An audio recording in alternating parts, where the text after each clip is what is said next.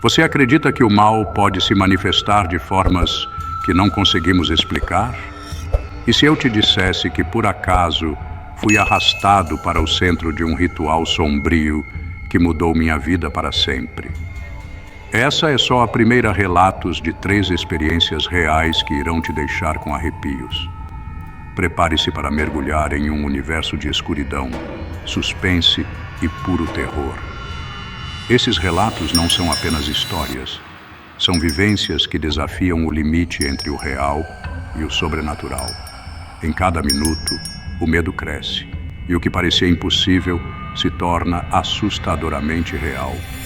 Então, se você está aqui, sugiro apagar as luzes, colocar os fones e cuidado com o que está ao seu redor. Você está prestes a ouvir 3 histórias que nunca mais sairão da sua mente. Está preparado? Porque o verdadeiro terror está apenas começando. Eu nunca acreditei no sobrenatural. Para mim, tudo tinha uma explicação lógica. Sombras eram só sombras. Barulhos no meio da noite eram apenas o vento. E histórias de terror eram criadas para assustar crianças. Mas o que vivi naquela noite, isso nunca vou conseguir explicar. Era uma sexta-feira. E eu havia recebido uma mensagem de um velho amigo, Eduardo. Não nos falávamos há anos, mas ele pediu ajuda urgente, mencionando algo sobre sua irmã, Ana, estar em uma situação complicada. Relutante, mas curioso, aceitei encontrá-lo na casa de sua família, localizada em uma área mais afastada da cidade. Quando cheguei, a atmosfera já parecia errada. A casa era antiga, com janelas enormes cobertas por cortinas pesadas, e as paredes tinham manchas de umidade que pareciam desenhar rostos deformados. Assim que entrei, notei que o ar estava carregado, quase sufocante. Eduardo me recebeu com um olhar inquieto, o rosto pálido como se não dormisse há dias. Ele me levou até a sala principal, onde um pequeno grupo de pessoas estava reunido. Um padre idoso, segurando um crucifixo que parecia pesar 1 tonelada. Uma mulher que rezava incessantemente e um homem que segurava um grosso livro de capa preta. No centro, deitada em um colchão, estava Ana. Seu estado me fez parar no meio do caminho. Ela parecia irreconhecível. Olhos fundos, pele pálida e uma expressão de puro ódio no rosto. Mas o que mais me assustou foi a forma como ela se contorcia, como se algo dentro dela estivesse tentando escapar. Eduardo me segurou pelo braço, implorando para que eu ficasse. Você é uma presença familiar, talvez ajude, ele disse com lágrimas nos olhos. Eu não sabia exatamente no que estava me metendo, mas antes que pudesse responder, o padre começou a entoar orações em latim. O ambiente ficou ainda mais pesado, como se o ar ao nosso redor tivesse se transformado em chumbo. Ana começou a rir, mas não era uma risada normal. Era grave, gutural, como se várias vozes saíssem dela ao mesmo tempo. Você acha que vai me expulsar? Ela disse, olhando diretamente para o padre. Sua voz era um contraste assustador com a garota doce que eu lembrava. Todos ficaram paralisados, mas o padre continuou. A risada de Ana se transformou em gritos ensurdecedores. As luzes começaram a piscar e as paredes pareciam vibrar. Foi então que algo impossível aconteceu. Uma cadeira no canto da sala se ergueu sozinha e foi lançada com força contra a parede, quebrando-se em pedaços. O crucifixo do padre começou a queimar em suas mãos, obrigando-o a largá-lo com um grito de dor. A mulher que rezava caiu de joelhos, soluçando.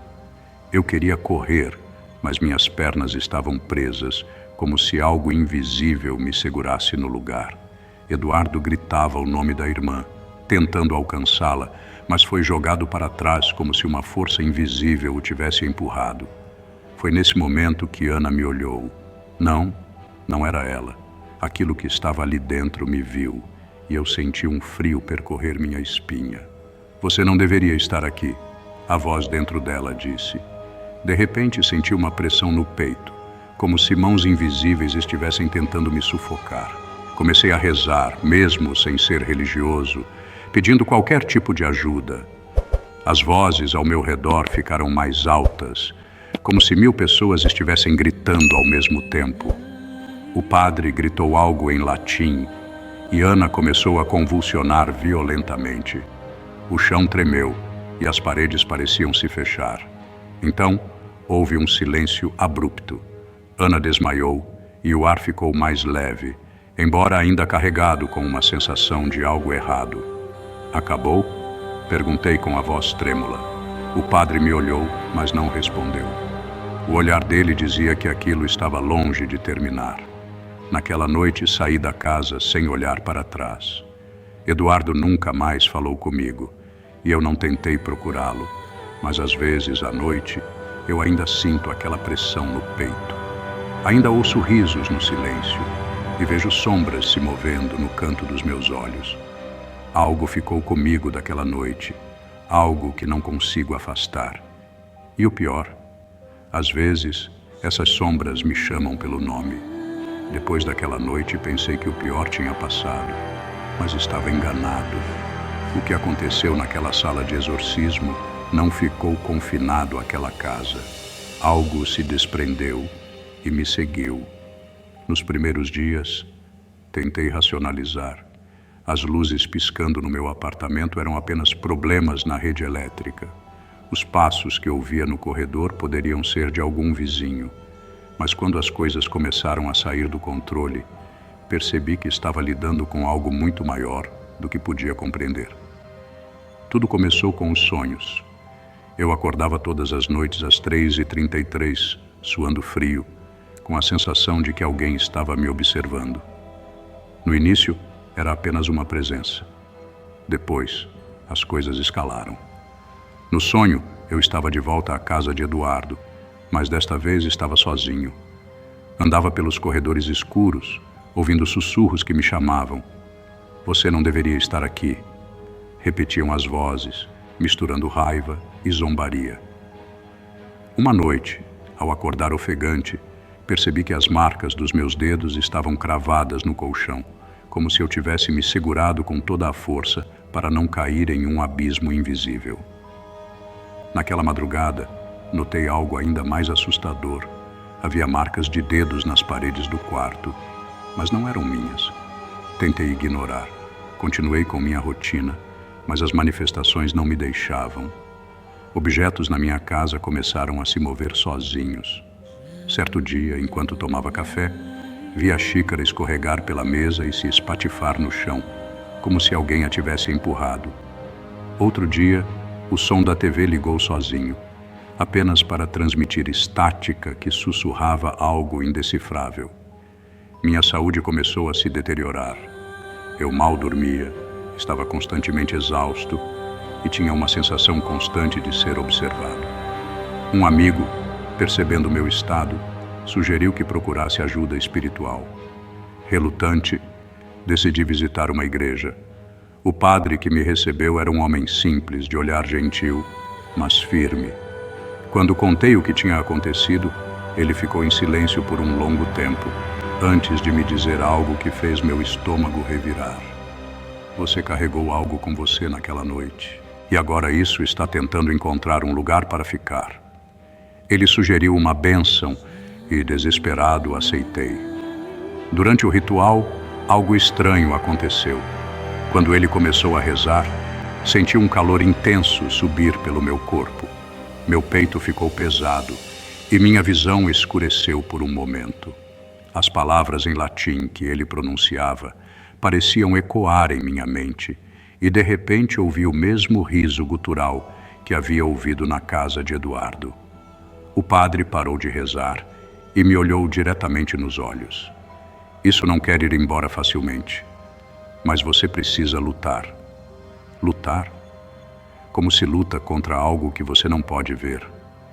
As coisas pioraram. Naquela noite acordei com a sensação de mãos frias apertando meu pescoço. Me debati, lutando para respirar, até que finalmente fui solto. Mas quando olhei ao redor, vi algo no canto do quarto. Uma sombra alta, imóvel, com olhos que brilhavam em um vermelho opaco. Eu queria gritar, mas minha voz não saía. No dia seguinte, decidi voltar à casa de Eduardo. Eu precisava de respostas.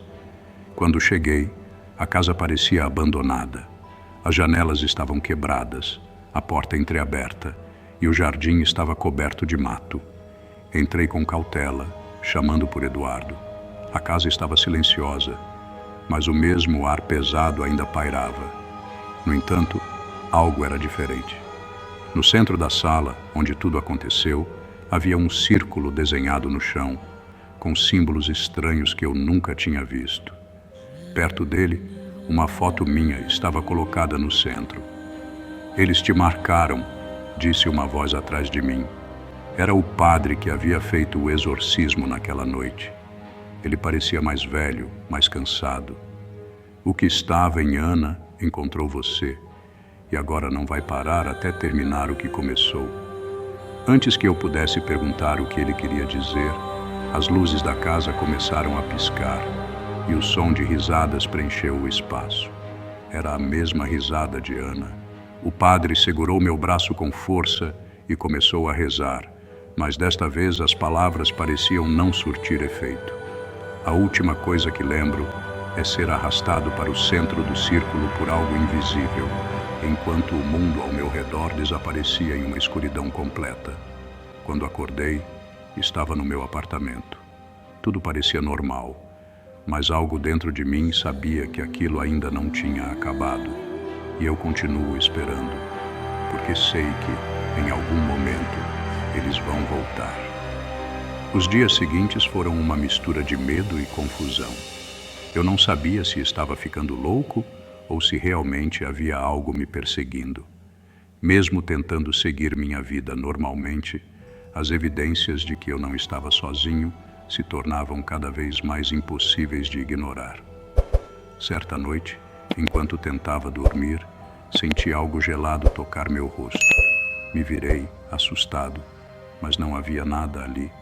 O quarto estava escuro, mas a escuridão parecia mais densa do que o normal, como se algo estivesse escondido nela, me observando. A sensação de ser vigiado era tão intensa que me levantei, tremendo, e acendi todas as luzes da casa. Eu precisava de ajuda, mas quem acreditaria em mim? O padre já havia deixado claro que aquilo não seria fácil de resolver. Eduardo, por sua vez, parecia ter desaparecido completamente. Nenhuma mensagem, nenhuma ligação, nada. Era como se ele nunca tivesse existido. Foi então que decidi investigar por conta própria. Algo naquela casa havia me marcado, mas o quê? Revirei minha memória em busca de detalhes que pudesse ter deixado passar. Lembrei-me do círculo no chão, dos símbolos estranhos e principalmente da foto minha que estava no centro. Aquilo não parecia apenas uma coincidência.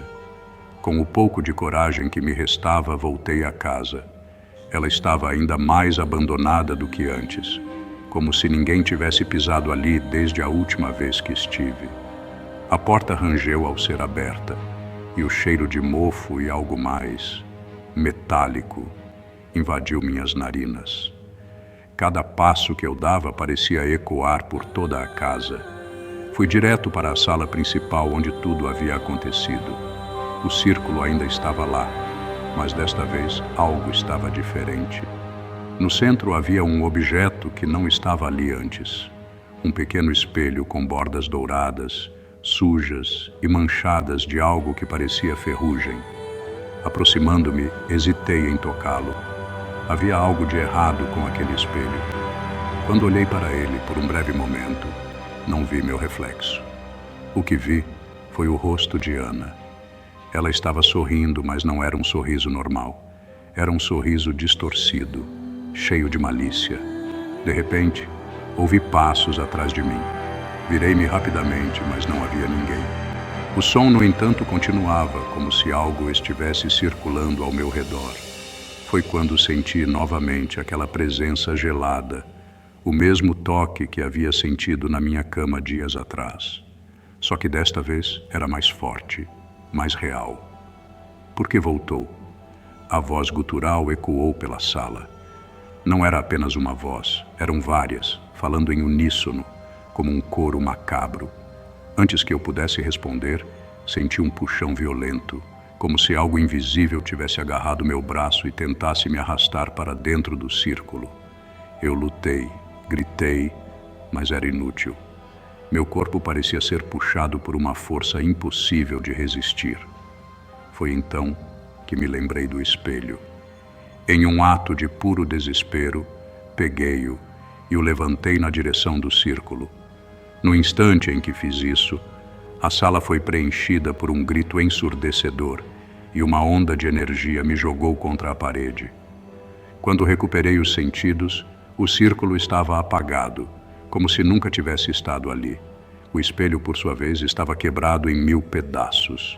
Mas o pior foi perceber que, refletido em cada caco, havia algo me observando, algo que não era humano. Saí correndo daquela casa e nunca mais voltei. Desde então as coisas ficaram mais calmas, mas ainda sinto que não estou completamente livre. Às vezes, no silêncio da noite, ouço sussurros vindos de algum lugar que não consigo identificar. E quando olho no espelho, tenho medo de ver algo que não deveria estar ali. Eu sobrevivi àquela noite, mas sei que isso ainda não acabou. Alguma coisa está esperando pacientemente. E tenho certeza de que, quando menos esperar, ela virá me buscar. Esses relatos são apenas algumas das muitas experiências assustadoras que existem por aí. E você, já passou por algo inexplicável? Ou conhece alguém que tenha enfrentado o sobrenatural? Deixe seu comentário aqui embaixo, curta e compartilhe este vídeo para que mais pessoas possam sentir esse frio na espinha. E não se esqueça, temos muito mais histórias aterrorizantes vindo por aí. Escolha uma das opções na tela para continuar maratonando nosso canal. Nos vemos no próximo vídeo, se você tiver coragem para voltar.